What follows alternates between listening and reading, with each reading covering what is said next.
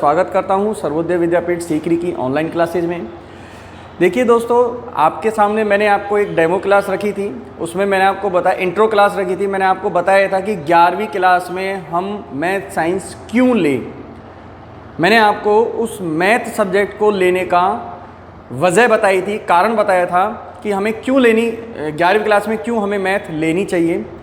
तो दोस्तों, अब हम 11वीं क्लास में मैथ स्टार्ट करने जा रहे हैं।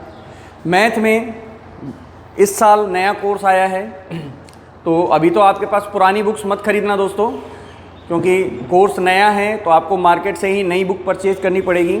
तो जिन बच्चों का डिसीजन तय हो गया हो कि मैथ साइंस लेनी है, तो वो बच्चे बुक खरीद लें। लेकिन एक चीज़ ध्यान रखें दोस्तों, दुकानदार भी बुक बेचने के बाद वापस नहीं करेगा।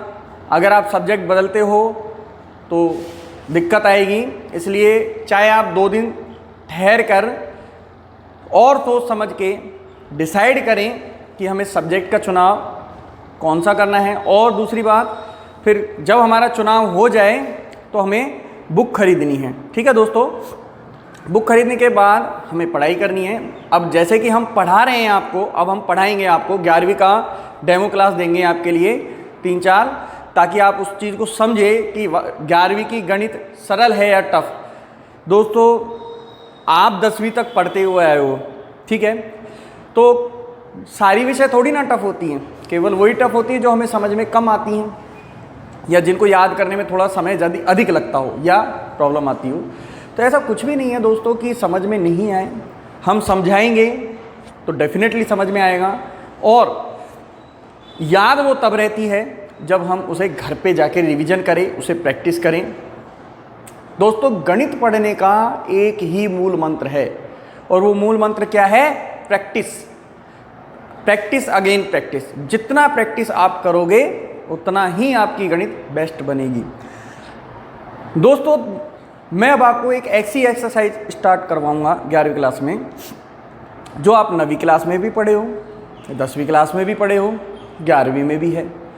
तो आपका दिमाग चल रहा होगा दोस्तों, ऐसा कौन सी प्रश्नावली है जो हम 9वीं में भी पढ़ लिए, 10वीं में भी पढ़ लिए और 11वीं में भी पढ़ना है। सोचिए दोस्तों, सोचिए। देखिए, मैं बताता हूँ आपको, वो प्रश्नावली है आपकी त्रिकोणमितीय। कौन सी है दोस्तों? त्रिकोणमितीय। ठीक है दोस्तों,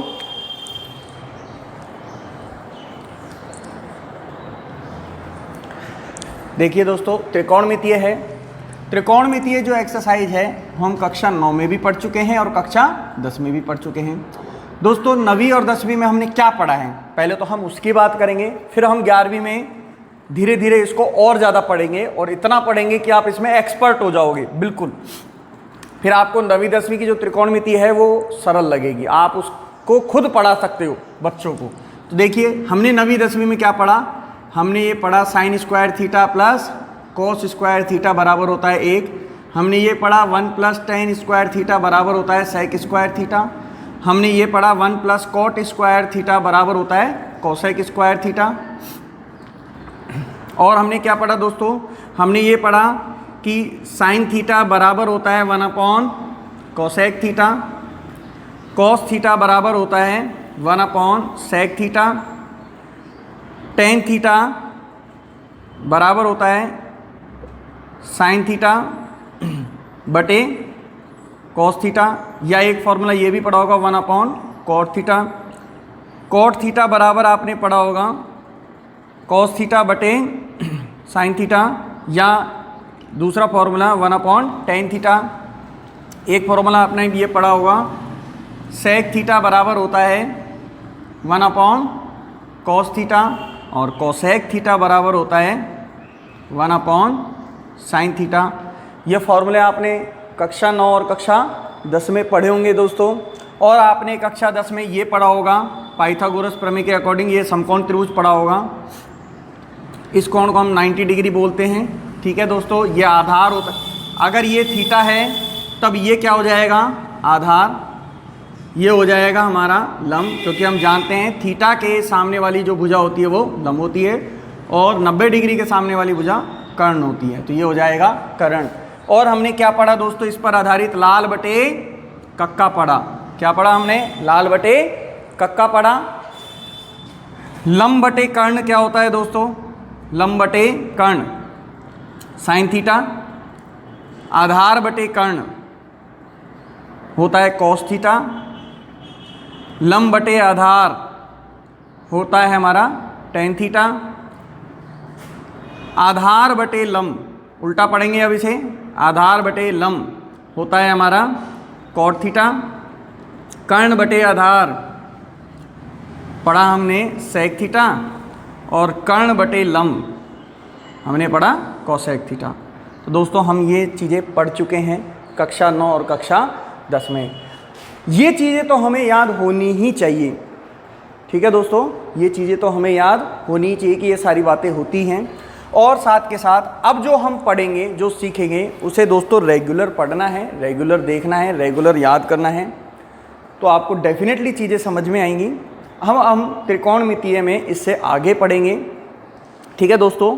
तो एक बार आप ये जो आपने पढ़ा है कक्षा 9 और कक्षा 10 में, आपके पास अगर ये फॉर्मूले नहीं लिख रहे हो तो आप एक बार इसका स्क्रीनशॉट ले लीजिए दोस्तों। स्क्रीनशॉट लेकर के बाद में इसे उतार लेना। ले लो दोस्तों, स्क्रीनशॉट ले लिया होगा आपने। तो आगे देखेंगे अब हम।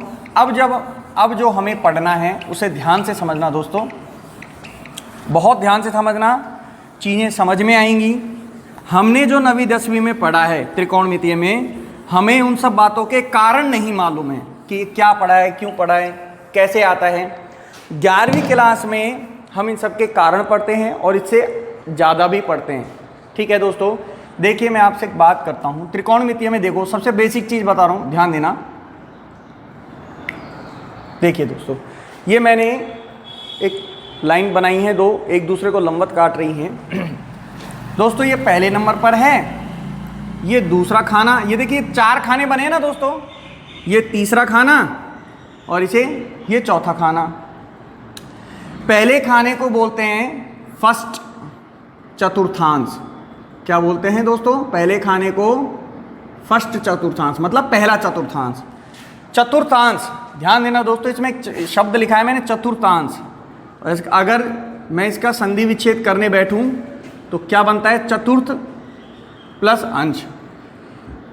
तो देखिए दोस्तों, चतुर्थ मतलब होता है चौथा, 4 अंश मतलब टुकड़ा, मतलब 4 में से एक टुकड़ा ये है, 4 में से दूसरा टुकड़ा ये है, 4 में से तीसरा टुकड़ा ये है, 4 में से चौथा टुकड़ा ये है। तो 4 टुकड़े ही तो हो रहे हैं दोस्तों इसके।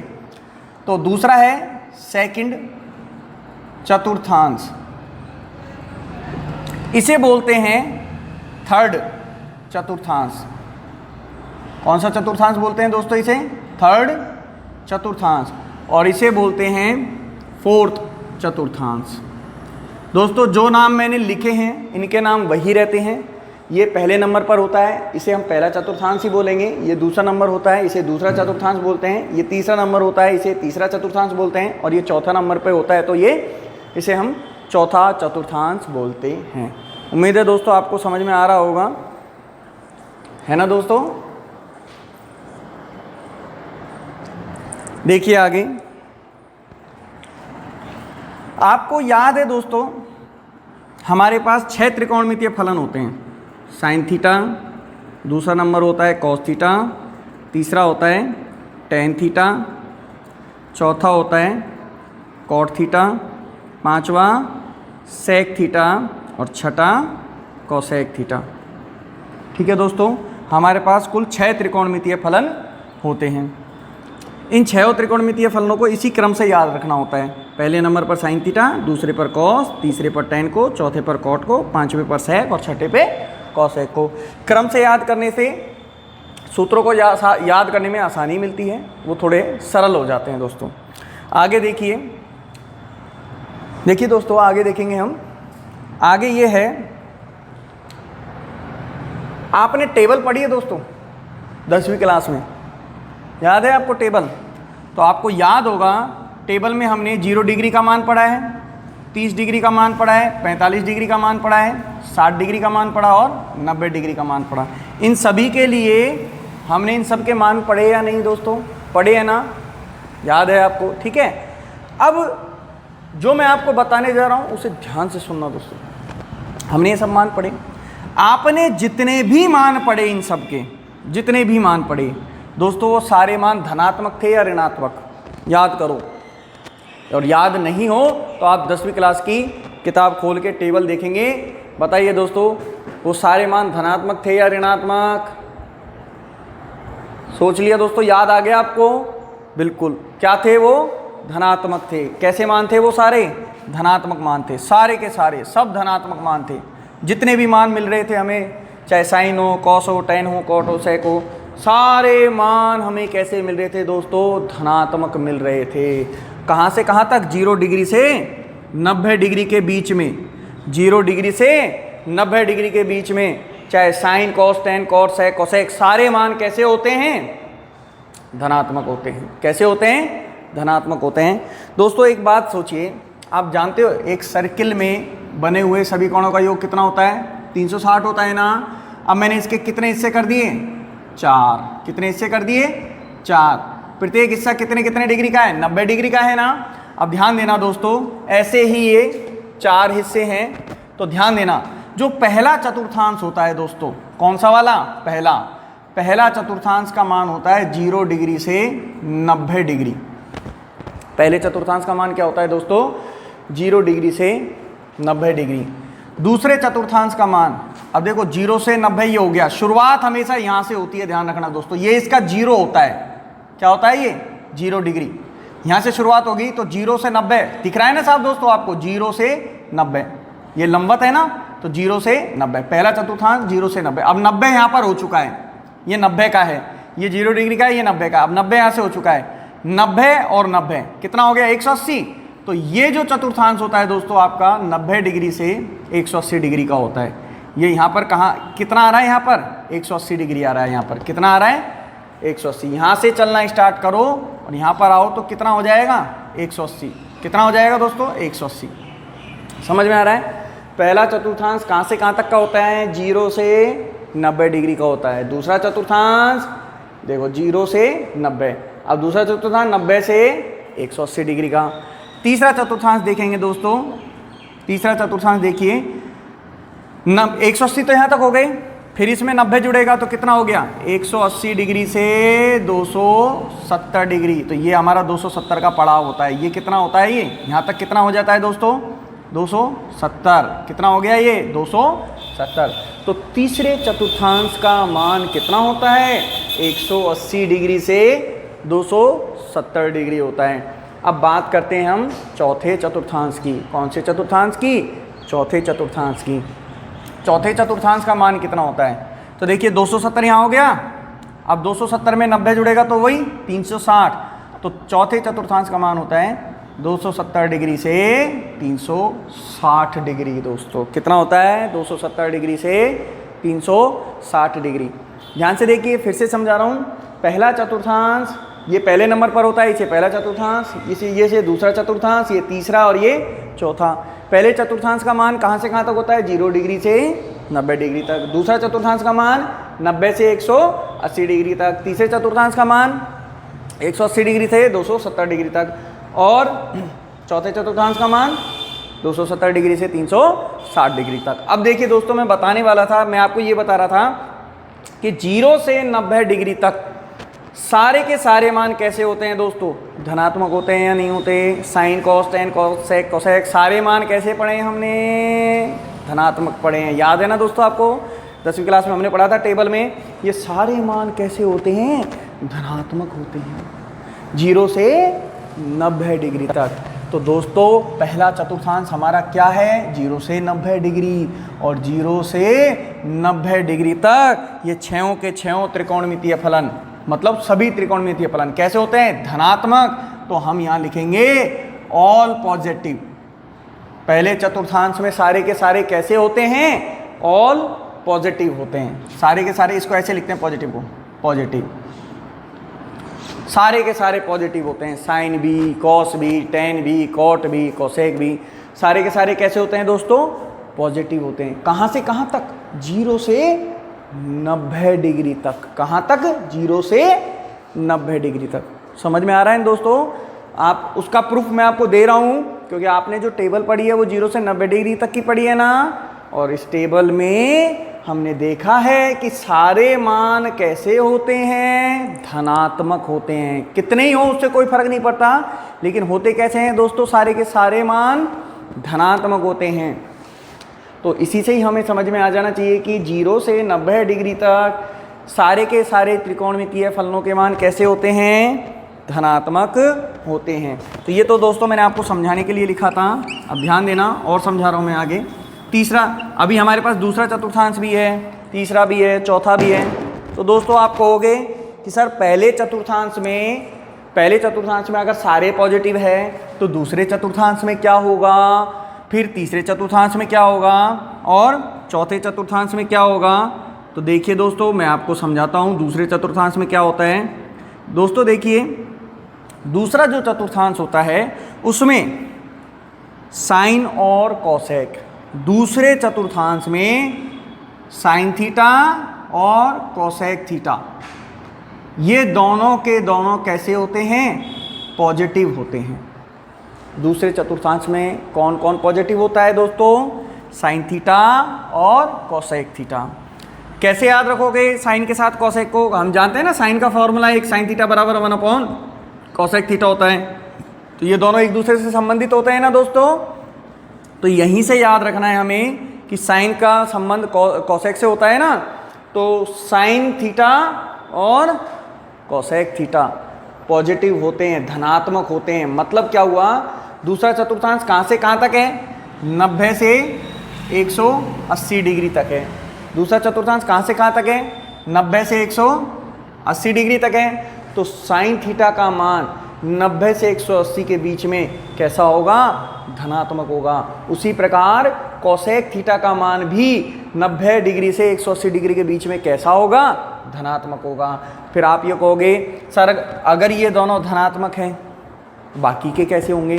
तो देखिए दोस्तों, ये दोनों धनात्मक हैं तो बाकी बचे हुए ये सारे के सारे ये कैसे हो जाएंगे, ऋणात्मक हो जाएंगे। कॉस का 90 डिग्री से 180 डिग्री के बीच में जो मान होता है वो कैसा होता है, ऋणात्मक। टेन का भी, कॉट का भी और सेक का भी। समझ में आ रहा है दोस्तों। आगे देखिए, अब हम बात करते हैं तीसरे चतुर्थांश की। किसकी बात करेंगे हम, तीसरे चतुर्थांश की। तीसरा चतुर्थांश हमारा 180 डिग्री से 270 डिग्री होता है दोस्तों। इसमें कौन पॉजिटिव होता है और कौन नेगेटिव होता है दोस्तों, ध्यान देना। इसमें टेन थीटा और कॉट थीटा तो धनात्मक होते हैं। टेन थीटा और कॉट थीटा तो कैसे होते हैं, धनात्मक। तो बाकी बचे हुए ऋणात्मक। मतलब क्या हुआ इसका, समझाता हूँ। टेन का मान 180 डिग्री से 270 के बीच में कुछ भी निकालो, जैसे कि टेन 210 डिग्री या टेन 235 डिग्री, कुछ भी निकालो। कहाँ से कहाँ तक होना चाहिए, कहाँ से कहाँ तक होना चाहिए, 180 डिग्री से 270 डिग्री तक। इसके बीच में टेन और कॉट का कोई सा भी मान निकालो, कैसा आएगा, धनात्मक आएगा। तो बाकी बचे साइन, कॉस, सेक, कोसेक, ये सारे के सारे कैसे आएंगे, बाकी बचे हुए ऋणात्मक आएंगे दोस्तों। कैसे आएंगे, ऋणात्मक आएंगे। अब ध्यान दीजिए दोस्तों, ये तो रही तीसरे चतुर्थांश की बात। अब ध्यान देना, अब हम बात करते हैं चौथे चतुर्थांश की। चौथे चतुर्थांश कहाँ से कहाँ तक होता है, 270 डिग्री से 360 डिग्री का होता है। कहाँ से कहाँ तक होता है, 270 डिग्री से 360 डिग्री का होता है। तो देखिए दोस्तों, देखो यहाँ पर सारे के सारे पॉजिटिव हो गए, साइन भी, कॉस भी, टेन भी, कॉट भी, सेक भी, कोसेक भी, सारे के सारे धनात्मक होते हैं। यहाँ पर केवल साइन और कोसेक पॉजिटिव होते हैं, यहाँ पर टेन और कॉट पॉजिटिव होते हैं। तो ध्यान दो दोस्तों, अब कौन बचा, कॉस और सेक बचे हैं ना दोस्तों। अब तो इसका मतलब चौथे चतुर्थांश में कॉस थीटा और सेक थीटा ये दोनों के दोनों कैसे होते हैं, पॉजिटिव होते हैं, मतलब धनात्मक होते हैं। कैसे होते हैं दोस्तों, पॉजिटिव होते हैं, मतलब धनात्मक होते हैं। तो बाकी बचे हुए sine theta, tan theta, cot theta और कोसेक थीटा, ये बाकी बचे हुए कैसे होंगे, ऋणात्मक होंगे। कैसे होंगे दोस्तों, ऋणात्मक, और ये दोनों कैसे होंगे? पॉजिटिव होंगे। कैसे होंगे? पॉजिटिव होंगे। बोलो दोस्तों, समझ में आया नहीं आया? दोस्तों मैंने आपको आज चतुर्थांश के बारे में बताया है, ध्यान देना। मैंने आपको आज चतुर्थांश के बारे में बताया है। चतुर्थांश में 4 टुकड़े होते हैं। पहले नंबर के टुकड़े को पहला चतुर्थांश, दूसरे टुकड़े को दूसरा चतुर्थांश, तीसरे टुकड़े को तीसरा चतुर्थांश और चौथे टुकड़े को चौथा चतुर्थांश कहते हैं। फिर पहला जो चतुर्थांश होता है वो 0 से 90 डिग्री होता है, दूसरा चतुर्थांश 90 डिग्री से 180 डिग्री होता है, तीसरा चतुर्थांश 180 डिग्री से 270 डिग्री होता है और चौथा चतुर्थांश 270 डिग्री से 360 डिग्री होता है। तो देखिए दोस्तों, पहले चतुर्थांश में आपने टेबल पढ़ी है 10वीं क्लास में, तो 0 से 90 डिग्री तक के सारे मान कैसे होते हैं? पॉजिटिव होते हैं ना दोस्तों। साइन के, कॉस के, टेन, कॉट, सेक, कोसेक सबके मान धनात्मक होते हैं। तो हमने लिख दिया ऑल पॉजिटिव, मतलब सब धनात्मक। दूसरे चतुर्थांश में केवल कौन कौन पॉजिटिव होते हैं? साइन थीटा और कॉसेक थीटा पॉजिटिव होते हैं। तीसरे चतुर्थांश में टेन और कॉट पॉजिटिव होते हैं, बाकी सब ऋणात्मक।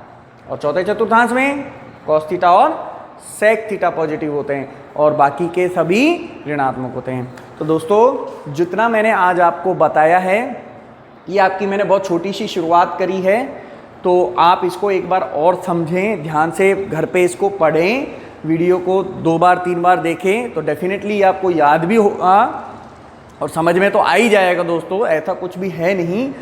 तो दोस्तों, ये नई चीज़ें पढ़ रहे हो आप, ध्यान देना। मैं आपको एक चीज़ बताना चाहूँगा दोस्तों, ये बिल्कुल नई चीज़ है जो आपने कभी नहीं पढ़ा। जैसे हमने बचपन में गिनतियाँ पढ़ी थी, ABCDयाँ पढ़ी थी, तो वो बिल्कुल नई चीज़ें थी हमारे लिए। तो हम स्टार्टिंग में क्या करते हैं, नई चीज़ों को थोड़ा सा याद रखते हैं समझते हुए। तो दोस्तों ध्यान रखना, इसमें समझने का भी है और याद करने का भी है। तो ये समझा तो मैंने दिया ही है, साथ के साथ आपको क्या करना है, इसको समझ करके याद भी करना है। कल मैं इसके आगे थोड़ा बहुत और बताऊंगा, तो आपको उम्मीद है ये समझ में आया होगा। तो आज के लिए दोस्तों इतना ही। अब अपनी कॉपी में दोस्तों इसको बना लेना, है ना, कॉपी में बना लेना दोस्तों। मैंने जितना भी लिखवाया है कॉपी में लिखना है, सभी को नोट्स बनाने हैं, ताकि जब आप रिवीजन करो तो आपके पास लिखा हुआ हो, क्योंकि लिखे हुए से ही आप रिवीजन करोगे दोस्तों, ठीक है ना। तो इसको एक बार कॉपी में लिख लेना और इसको पढ़ना ढंग से। तो धन्यवाद दोस्तों, आज के लिए धन्यवाद।